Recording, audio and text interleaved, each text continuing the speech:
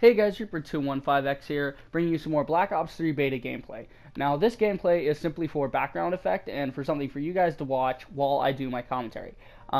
This is after I revised my Widow's Kiss paint job, and see the original Widow's Kiss video in my first paint job video. I'll leave a link in the description. Anyway, today I want to talk about an issue that's been an issue for quite a while now, since about E3. The Black Op flip-flop. That's the name of the article I just read. I recently got my monthly Game Informer issue, and in it, in the Hot Topics section, is an article on Black Ops 3. Now, this was a reader response thing.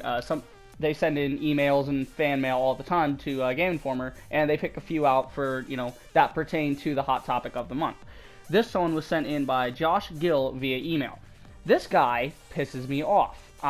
Simply because, not for what he's saying, but for how ignorant it is and how contradictory it is. Like, when he was writing this, I can only imagine that he physically blindfolded himself and just typed whatever came to mind so he wouldn't see how stupid this email looked. So let's get into this. I'm going to read the article and I'll talk a little bit about it. The Black Op flip-flop. I'm not sure who this was written by. It doesn't have a name for the author, but I would like to thank Activision for saving me $60, because they decided that PS4 timed exclusivity for Black Ops 3 DLC was good for them. It's clear they value these customers more than Xbox One owners such as myself. Now, this guy's an expert, mind you. This is a trend I don't understand. Call of Duty DLC coming to Xbox first never made me more likely to buy it, but timed DLC on PlayStation has now lost them a loyal customer. Now, this is where it starts to get very contradictory.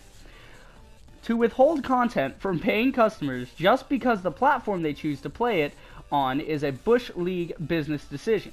It is especially risky for Call of Duty to do this year, with big shooters such as Star Wars Battlefront, Halo 5, and Rainbow Six Siege all releasing around the same time as Black Ops 3.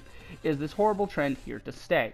Now, before I go on to the Game Informer employee's response to this, I'm going to say my piece a little bit about how much this guy pisses me off. Not only because I play on PlayStation, not because, I want him to quit bitching, but because he's contradicting himself. In the section where he says, "This is a trend I don't understand." How is this a trend? Since when is switching DLC exclusivity a trend? Call of Duty DLC coming to Xbox first never made me more likely to buy it. Now, remember that. But Time DLC on PlayStation has now lost them a loyal customer. So he's saying that the DLC on Xbox didn't matter to him, but since they moved it to PlayStation, now all of a sudden it matters. It didn't matter before, but now it's an issue. He didn't care before, but now it's an issue. You can see how contradictory this is. It is especially risky for Call of Duty to do this year with big shooters such as Star Wars Battlefront, Halo 5. Guys, I'm going to say what we're all thinking. Call of Duty will never be dethroned. Call of Duty is the epitome of FPS. It grips fans every single year, no matter if fans like the series or not. They'll buy it for simply for the fact that it is Call of Duty. That's like people that'll buy, the most ridiculous outfits at a store, or some of the most ridiculous, like you're gonna buy Gucci simply for the fact that it's called Gucci. You don't care if it looks. You don't care how much it costs. You're not paying for the product, you're paying for the name. Call of Duty will not be dethroned, ever. It's not going to happen. They have their own niche in the FPS. They bring the fast-paced, small infantry combat in that everybody loves. They have their OBJ games. They have the score streaks. As long as they have that, people will consistently buy. Story doesn't matter to people. Multiplayer matters. Now, I've said my piece. I'm going to go on quickly and read what the employee said. Until now, Xbox 360 owners enjoyed a long run of early access to Call of Duty DLC, but the new generation of consoles has ushered in new deals. Activision's motivation, however, remains the same. The publisher can pick up an extra, parentheses here, and likely considerable, parentheses out, chunk of change from Sony simply from providing DLC to the biggest current-gen player base first. Now, that's talking about how PlayStation 4 beat out Xbox in sales. If more people on PlayStation 4, why the hell would you endorse Xbox?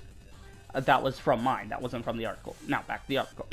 Unless owners on the majority platform also take part in a voluntary boycott over Time DLC, again, we have parentheses in out here, which you clearly weren't doing when the Microsoft deal worked in your favor. That was a jab at Josh Gill for him saying, him talking about DLC. This trend probably isn't disappearing anytime soon.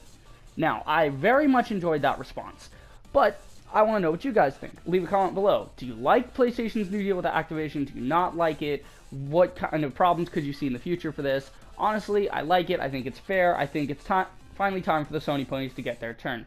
Anyway, guys, that was Reaper215X with another commentary. I hope you enjoyed, and if you enjoyed, then you know what to do. Like, comment, share.